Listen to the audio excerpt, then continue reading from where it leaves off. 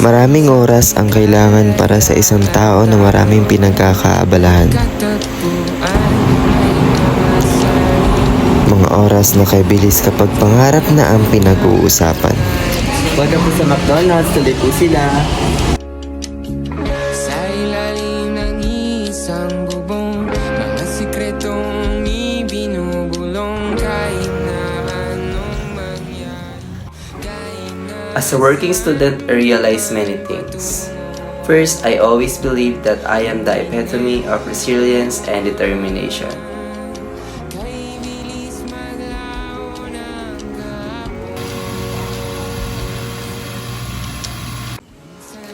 Sobrang hirap when it comes in balancing work and studies. Para kang tumutulay sa lubid na anytime pwede kang mahulog, tumumba at di na alam kung paano magsisimula ulit.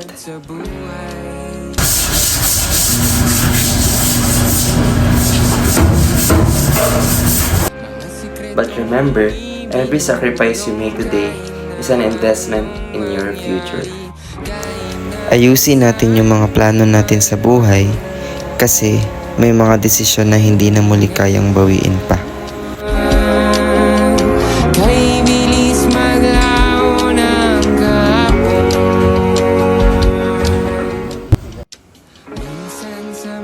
Embrace the challenges. Huwag natin isipin na wala tayong choice. Ang isipin natin, ginagawa natin ito for our dreams and it led us to something that shaped us into a stronger, more capable individual. Sa ilalim ng isang bubong, Mawalan man ng liwanag, palagi nating piliing maging optimistic. Doon din kasi nasusukat ng ating determinasyon when it comes to our dreams.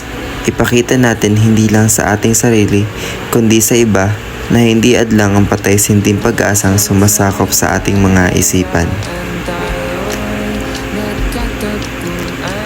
Keep your goals in sight and let them be your guiding light through the darkest of times. sa buhay. Maraming mga plano sa buhay at pabago-bago kung paano nga ba ito gagawa ng daan, paraan. Magtiwala lang tayo sa ating mga sarili na yung mga plano na yon ay magsisilbing gabay sa atin para makatawid sa ating pangarap. Kay bilis maglaho ng kahapon. Kung iniisip natin na walang naniniwala sa atin, hayaan natin na makita mismo nila na ang mga plano natin ay nagbunga ng maganda dahil sa ating determinasyon.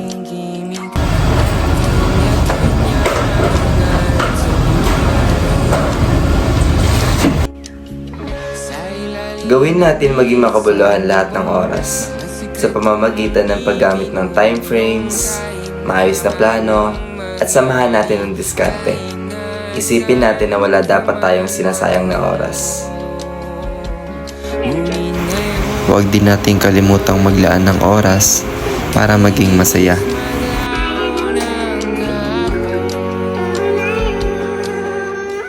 Sa kabila ng lahat ng oras na ginugol natin sa lahat ng mga bagay-bagay, Nagkatagpuan, may mga sariling ginig at kanya-kanyang hangad sa buhay.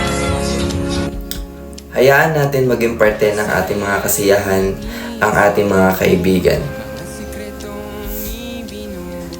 Kahit na anong mangyari, kahit na saan ka man patungo. Maayos na plano at tamang paggamit ng oras. Kay bilis maglaho ng kahapon.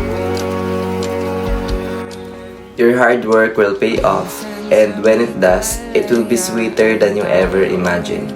Believe in yourself, stay focused, and never underestimate the power of your dreams.